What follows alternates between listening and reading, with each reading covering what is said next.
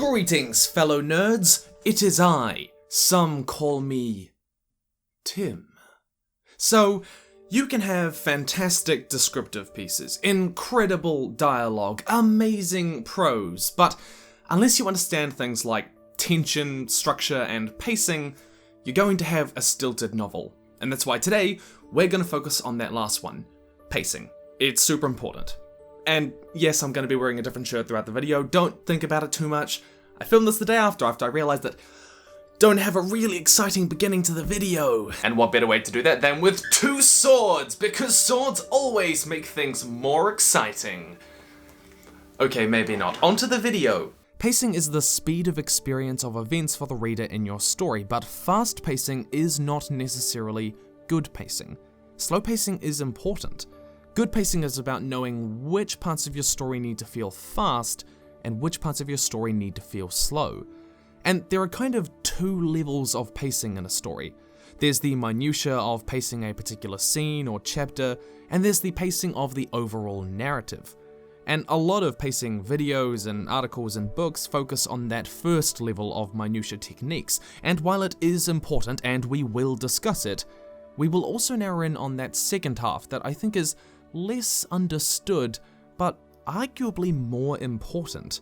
So, the minutiae. Sentence structure, literary devices, and grammar can all be used on a paragraph-to-paragraph basis to accelerate or slow the pacing. Consider the section from Robert Ludlum's The Bourne Identity. He was crunched by the wall. Jason stood up and fired. At the sound of his gun, the beam swung over to him. He was the target. 2 shots came from the darkness, a bullet ricocheting off a metal strip in the window. Steel punctured his neck, blood erupted, racing footsteps.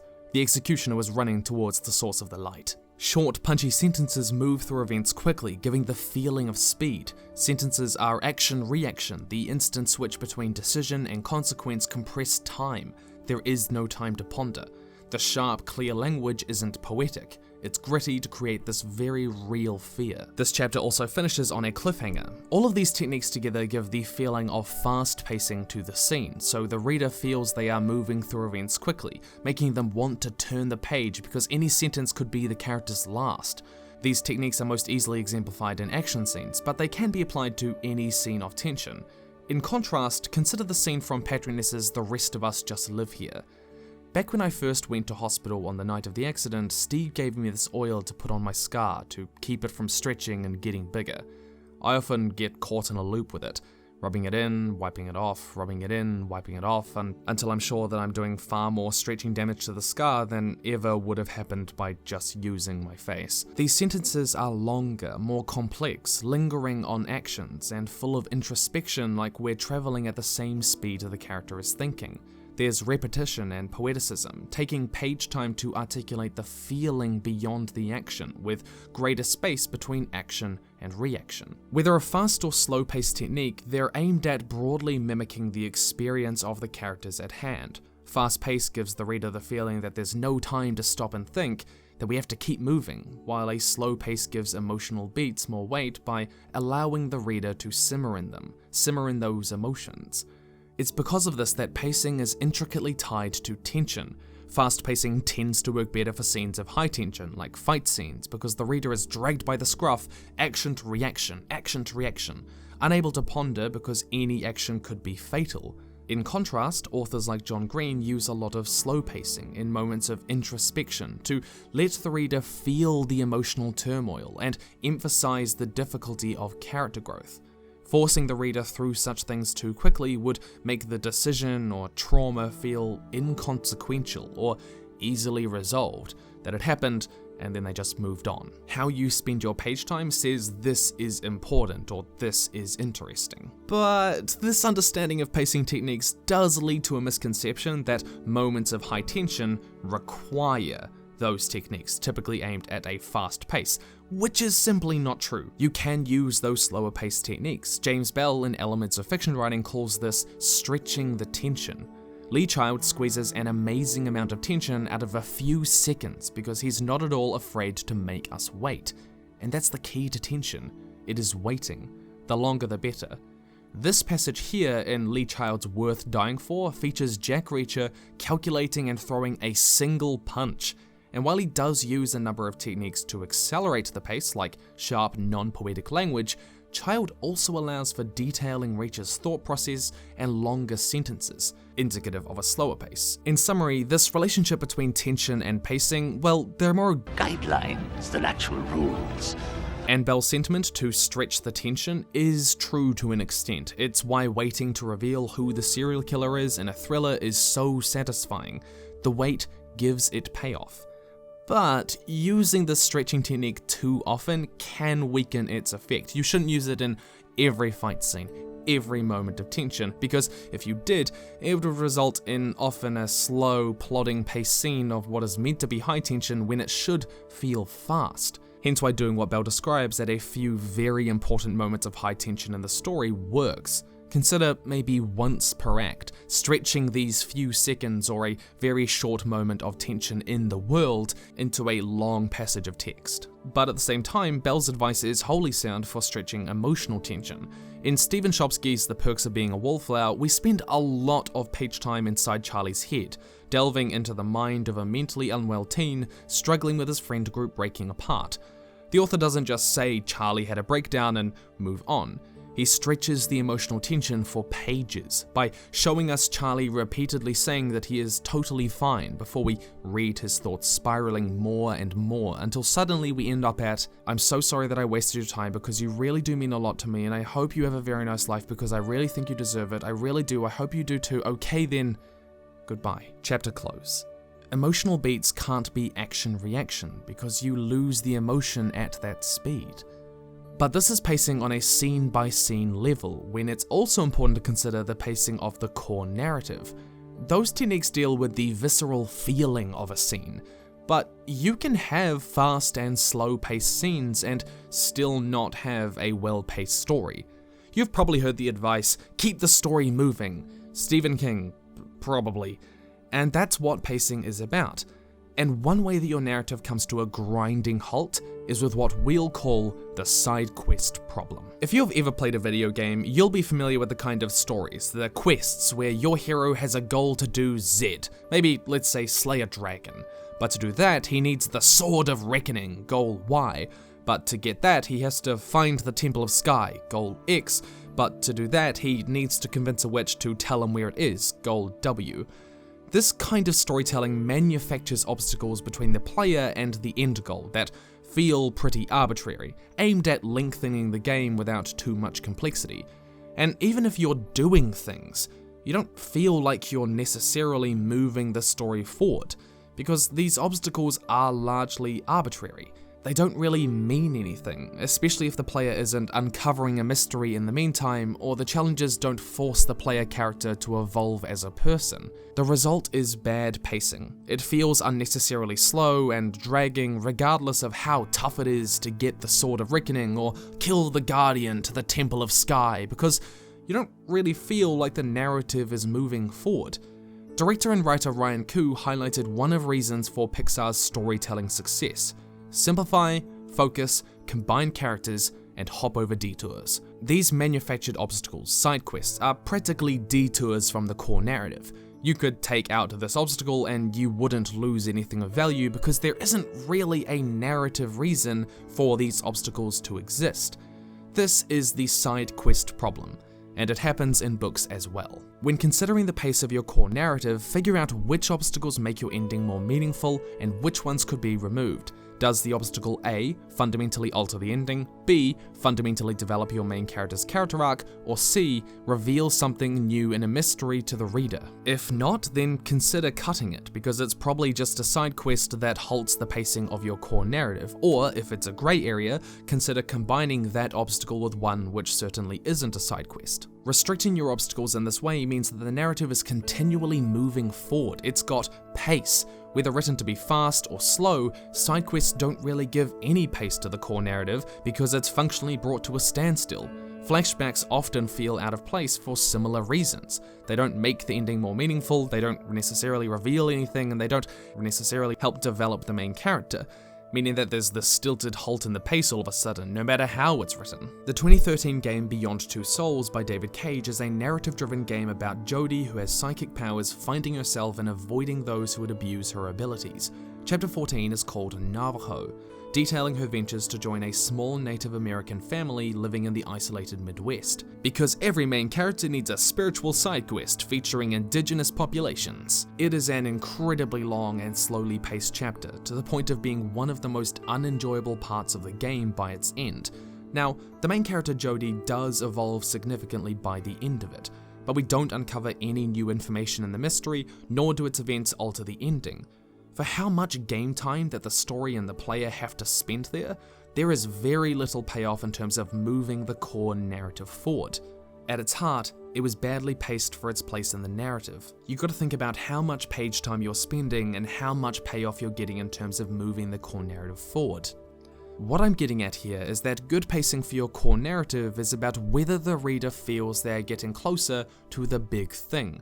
In a mystery, like Thomas Harris's Red Dragon, it's whether they feel they're getting closer to figuring out who's been murdering all the people. In Jasmine Walger's young adult My Heart and Other Black Holes, it's whether Azelle is getting closer to resolving her mental health suicidality issues.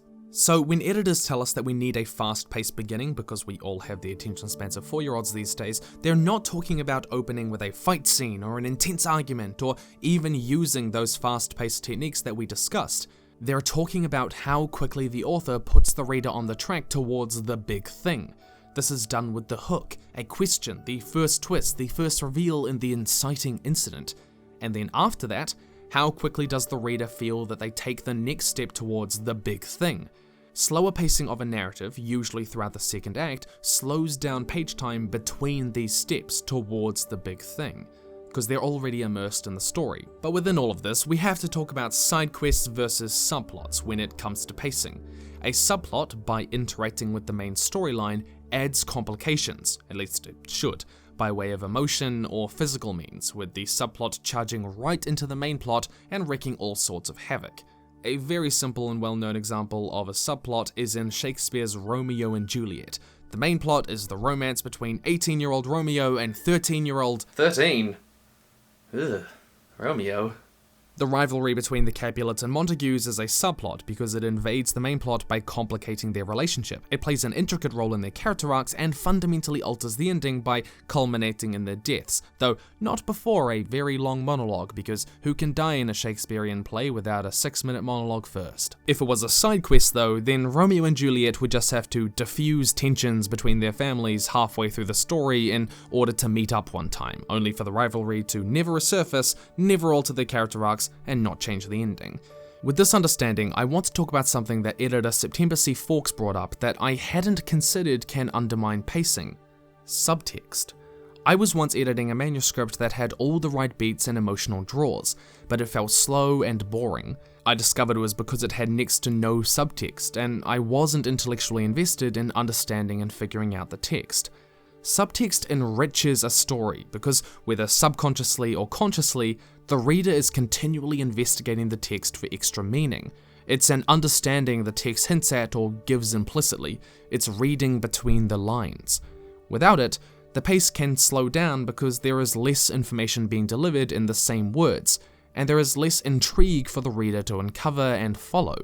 Consider the following passage from Ned Vizzini's It's a Funny Kind of Story. You alright, man? This should be my name. I could be like a superhero. You alright, man? I stumble. Don't bug Craig, Ronnie's like. He's in the Craig zone, he's Craiging out. Yeah. I move the muscles that make me smile. See how words work? They betray your mouth and walk away. Are you okay? Nia asks. I'm fine, I tell her. The abstraction of Craig's feelings from his action to smile tell us about his true emotions and something of his depression. The fact that Ness chooses to pace this passage as slowly, with him saying he's fine and having difficulty getting words out, tells us something about his character. On the surface, the events of the story say that Craig is fine, like he says, but the way it's written tells us there is something seriously wrong and that he isn't okay. If used intelligently, subtext can help the reader feel like every scene is getting them closer to the big thing, even if what's happening on the surface may not feel like it's directly contributing to the ending. It's like they're following breadcrumbs through the scenes that they can only sometimes find.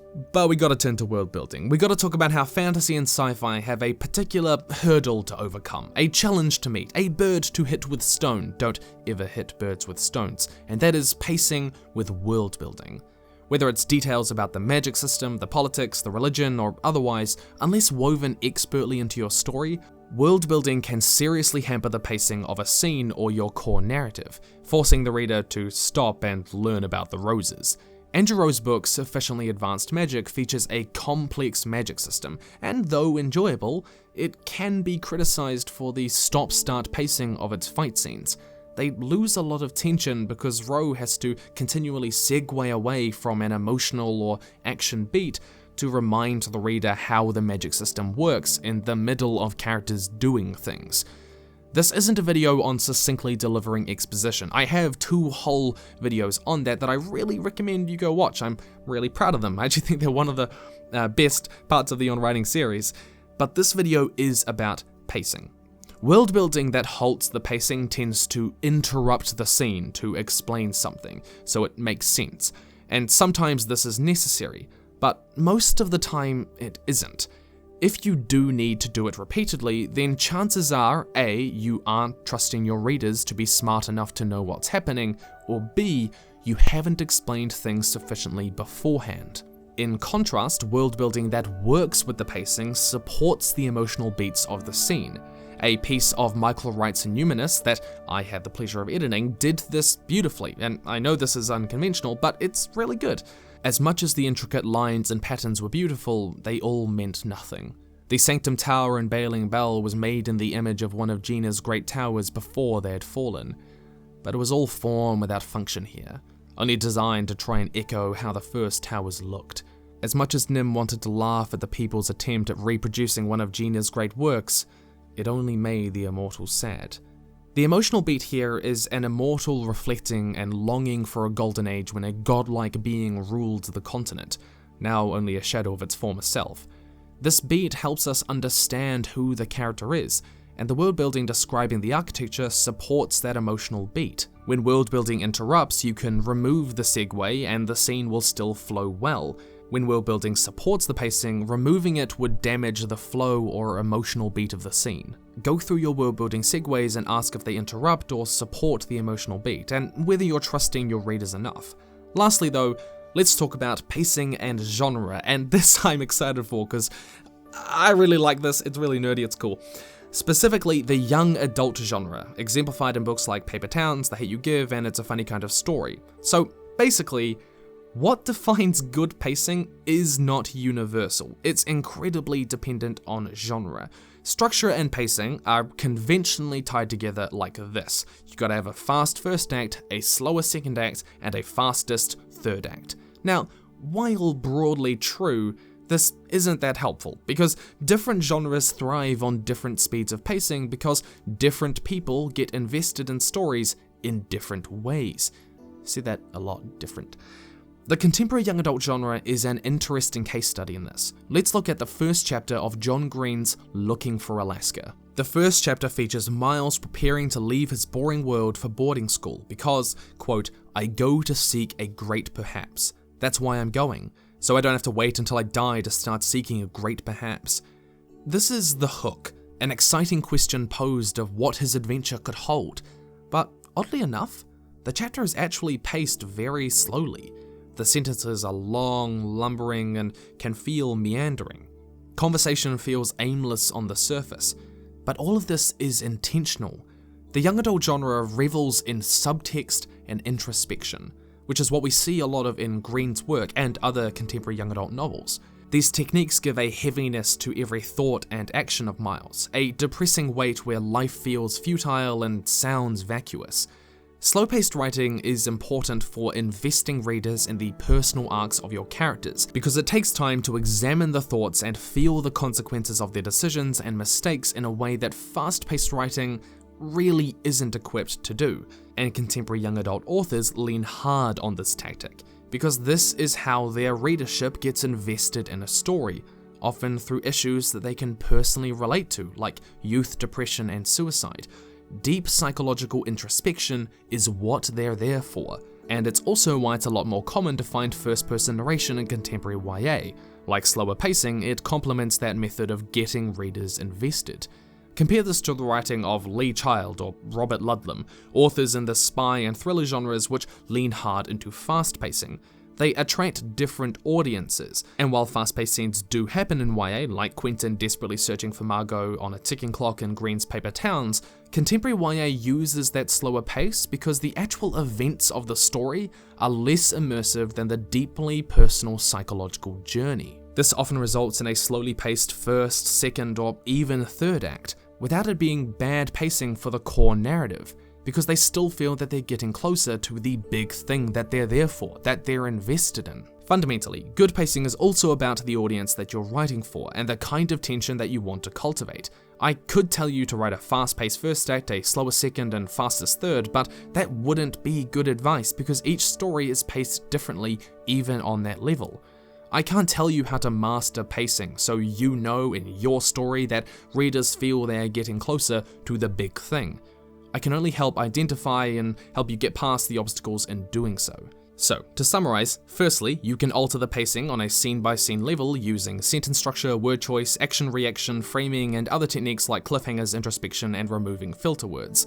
Secondly, high tension does not necessarily mean using fast-paced techniques. However, it's effective to stretch the tension like this only a few times to highlight important moments. Thirdly, the Sidequest problem arises when plot obstacles have no narrative reason to exist, halting the pacing of the core narrative entirely. Consider whether an obstacle fundamentally alters the ending, develops your MC, or reveals part of a mystery to the reader, as well as the ratio between page time and how big of a step this really is towards the big thing. Fourthly, a subplot complicates the main plot, supporting fast pacing by adding tension, or slow pacing by adding emotional moments, while a side quest halts the pacing of the core narrative entirely. Fifthly, subtext enriches the reader's experience by accelerating the pace because the reader is continually following implicit points of intrigue and investigating the text. Sixthly, world-building segues work when they support the pacing through underpinning emotional beats. Segues that interrupt the pacing are often because authors don't trust their audience enough or they haven't made it clear enough. And seventhly, good pacing is also dependent on genre, with action or thrillers leaning fast and contemporary young adult leaning slow. Know your audience. Woo! And there we come to the end of it. Wow, I really enjoyed making this, and I know this is not going to get as many views because it's like a technique one and people like learning about tropes, but seriously, the technique stuff is super, super important. That's where you're going to get good at writing. I hope you enjoyed this. I really loved learning about this one. Thank you so much for the suggestion. If you want to support the channel, please do consider doing so. I really want to be, wholly independent of pretty much ad revenue. That would be so amazing. And thank you to all of you, the thousands of you. I think I'm coming up on 8,000 books or something. 9,000 books is like? I don't know. Of the people who have bought On Writing and World Building. Seriously amazing. Thank you so much. Please do come follow me on social media. That's where I chat with all the peoples. You can ask me questions. In the meantime, stay nerdy and I will see you in the future.